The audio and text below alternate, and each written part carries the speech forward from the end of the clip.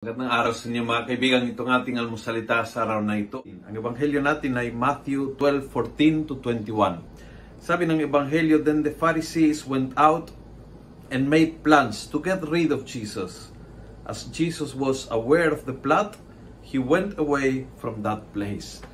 Isa sa pinakamagandang paraan para iwasan ang gulo ay let it be at umalis. Huwag mong patulang ang bawat away. Huwag mong pagbigyan ang bawat tao na naghahanap na awayin ka. Dahil magiging miserable ang buhay mo. May mga away na hindi mo uurungan. May mga contradictions at may mga pag-uusik sa iyo na hindi mo aatrasan. Pero hindi lahat ng away at contradiction at pag-uusig ay kailangan patulang, patunayan na innocent ka or whatever. Tulad ni Jesus, gusto niyong away, alis. Marami akong gagawin misyon. Gusto niyong away, gusto kong healing.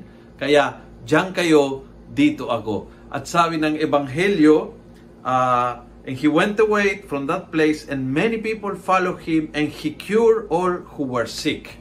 So gusto nilang away, gusto ni Jesus healing. Sa buhay natin, ganun din yan eh. Gusto mo mawala talaga ang oras mo sa pakikipag-away? O kung may nag-away sa iyo ay iwan mo lang and then focus on your mission. Yun talaga magbibigay sa iyo ng fulfillment at ng tunay na kapayapaan. Kung nagustuhan mo ang video ito, please pass it on. Punuin natin ng good news ang social media. Gawin natin viral araw-araw ang salita ng Diyos.